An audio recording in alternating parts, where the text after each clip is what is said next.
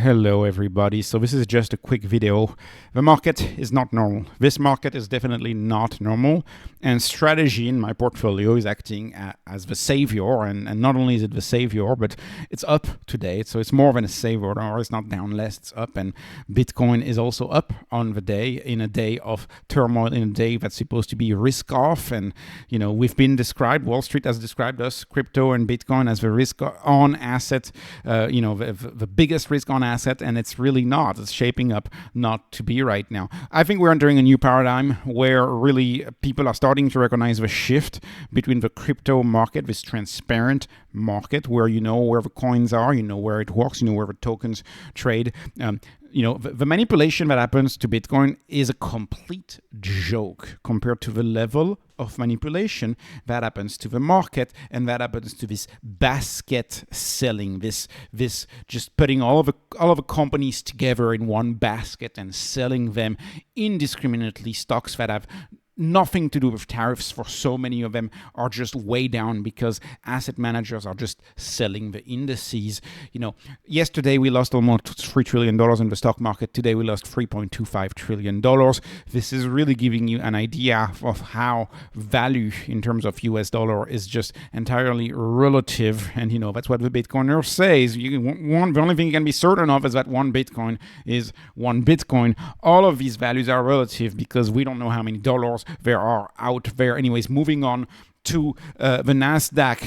The Nasdaq is now dropping less than the S&P, and the S&P, of course, a lot of companies in the S&P are complete junk. Way fewer companies in the Nasdaq are junk. I would argue very few, and now this asset is showing the superior performance. Even if you look at the 5 day, if you look at the 5 day, they both were down roughly in line, minus 8.1% for the S&P, minus 8.4% for the Nasdaq. So why would you want to take the subpar return of the S&P if on a very volatile day the delta is just a 0.38? It's a complete joke if you ask me. Even the Nasdaq is actually being resilient right now, which is nuts to think about.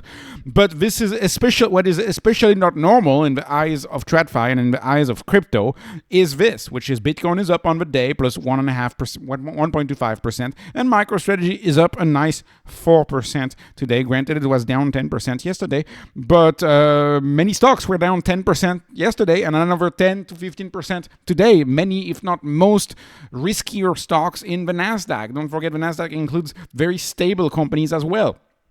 So this is crazy in my view that, on a 2 day period, MicroStrategy lost 5%.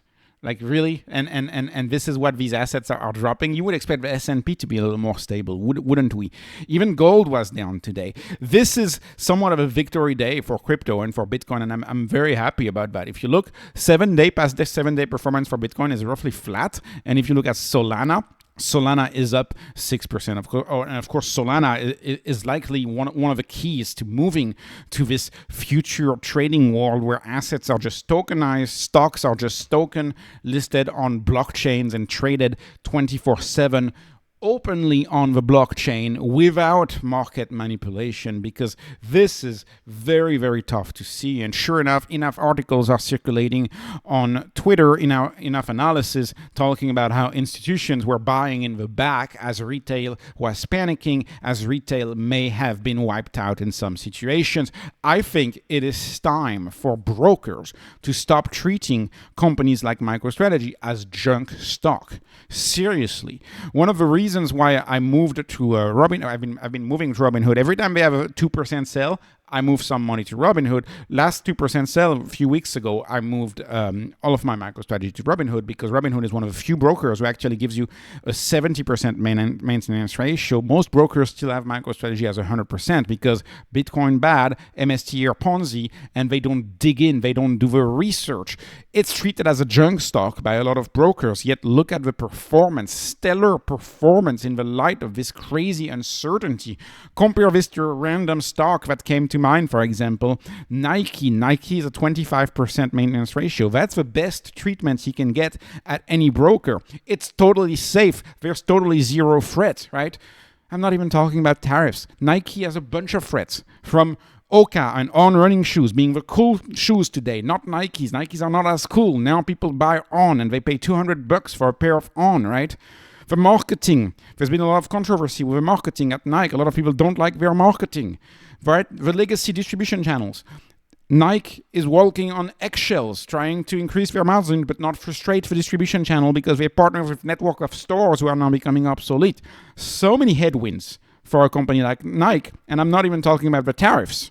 And Nike is 25% maintenance ratio. Now you look at MicroStrategy, which is a sweet spot type company right at the turn of a new form of finance. This company is 70% ratio, misunderstood, mistreated by the brokers, if you ask me. I think we're witnessing a change, and it's time for brokers to accept Bitcoin, right? It's time for us to be able, never the full thing, but if you have Bitcoin, wouldn't it be nice if you could have some of it accepted by your broker as a 25% maintenance ratio and transferring it without having to sell it and rebuy it, thus incurring capital gains? That's the main issue why we don't have that just yet. I've been in Bitcoin since 2015. This feels like a victory day, to tell you the truth, and I'm not the only one celebrating the behavior of Bitcoin in light of the biggest risk-off event in the past 5 years, right? March 2020 is more than 5 years away. This is the biggest risk-off event in the past 5 years, and this is how Bitcoin is behaving. I think this is a turning point. Look at what other assets are doing. Let's take a company that, in my view, has absolutely nothing to do with tariffs. SoFi. SoFi is down 22% on the week. SoFi, just like HIMS, is the punching bag of traditional finance. And SoFi has potentially some good news, like, for example, volumes of loans being issued going up because the rates are going to be dropping. So they provide loans. People get more loans when the rates go down. That's a tailwind, right? That's a tailwind for SoFi. SoFi, and people are saying, oh, there's a made-up recession, this, that. Recession is all about money printing. When you realize that it's the government spending that is responsible, or the lack thereof, or the change in government spending alone could trigger a recession, and realize that it's really borrowed money that flows through the government and then makes it into the economy and makes it as economic growth, when in reality that growth may have been artificial in the first place. We need a hard money standards. These recession words really don't stand and don't matter under a Bitcoin world, or under a world that is, moving to Bitcoin. Because in a world that is moving to Bitcoin, everything is deflationary and prices go down over time. So we don't have that economic growth, Anyways, I'm not going to call and tell you what I think about that. But the point is, this is not an Austrian economics channel, but the point is the rules. Let's go back to the rules. What are the rules? My rules: no investment advice, but my rules is be oh so careful with margin. It's good to have just in case, but be oh so careful. 10% is my max in my view. Tiny sums every day. That's the way I do it. Today we can do that because we have free trading, free trades, free brokers. But, back in the day, they did it every month. Always take advantage. Don't feel like you're missing out. Yeah, I can tell you, regardless of what happens Monday, I'm going to be buying Monday, especially if it's way down. If it's way up, I might actually take a day off rest. But there's always some money to buy because you don't have a savings account, because your monthly allocation to investing divided by 20, and that's your daily number. And I think this helps me with my itch to trade. The itch to trade is something very, very hard to deal with, and I deal with it by making my small buys every day and being happy of the deals I get, or being, be like, whatever, I'll pay a little bit more than what I paid last week. Anyways, the last point of the rule is this too shall pass. Stocks can't drop 5% 5 days in a row. I mean, they could, but it's very, very, unlikely, right? These two shall pass. This is a crisis. This is now a crisis that is officially worse than 2022. This is a 2020 grade crash type of thing. The Fed needs to act, but the Fed is not the friend. The Fed is not acting. And by the way, for those who made fun of me or us, I don't know who they were making fun of yesterday, making fun of people's losses, I have this to say. I know we fully know, I think, investors, that this is a roller coaster. You're entering a roller coaster. When you enter, there may be a incline down. The roller coaster may go down before it goes back up. One has to be fully aware that this is a roller coaster. But volatility is the price that you pay for big returns. Now, they won't get to see this lesson because I've blocked them. But the point is, you don't make fun of other people's losses. It's not about losing, right? If you have options that are expiring, yeah, you could lose, right? But if you do things more long term, it's just a roller coaster. You're boarding the roller coaster. So anyways, like I said, we're now in a 2020 grade crash. I cannot recall seeing the fear and greed index this low. People are so fearful right now. And I will conclude the video again by blasting Powell. Powell keeps disappointing. Of course, I was expecting, a lot of us were expecting that we could be TNAD. This is a word I just made.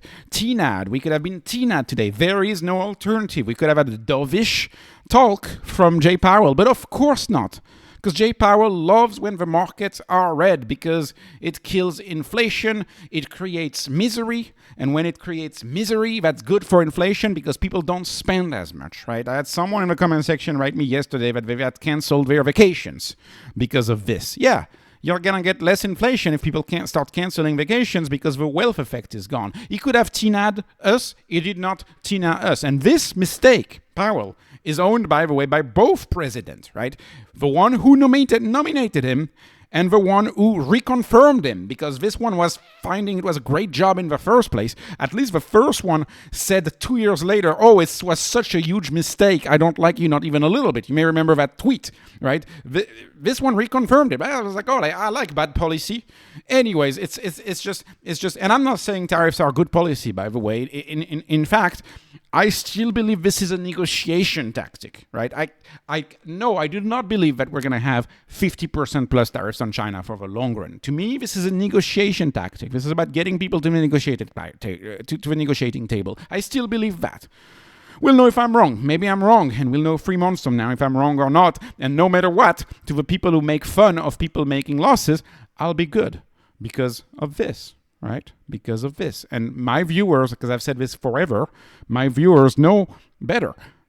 Point is, and this is the last point, we are now looking like the 2 rates, one in June, this one seems in the bag, and one in July.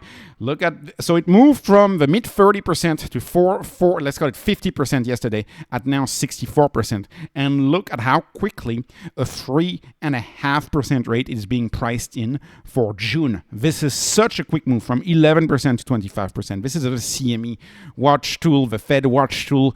A lot of market participants are anticipating that the rates will need to drop fast if this continues. Anyways, I am headed to the park. And this is going to be a week for me where I'm not going to look a lot at stocks. I might actually do a video about park advice, tomorrow, to not talk about stocks and feel better. It's annoying, right? It's something that I used to be well used to with Bitcoin, but with stocks, this is a new thing, and wouldn't it be funny if people who were very heavy on Bitcoin in the early days and really loved this volatility now miss the volatility on Bitcoin, but now you find the volatility on the other side, on the side of TradFi. Wouldn't that be funny? This too shall pass. This is what I'll conclude this with. This too shall pass. Anyways, this was not investment advice, not financial advice. This is just entertainment. Please like, please subscribe, follow me on Patreon, follow me on X. Thank you for watching, and have a wonderful, wonderful day.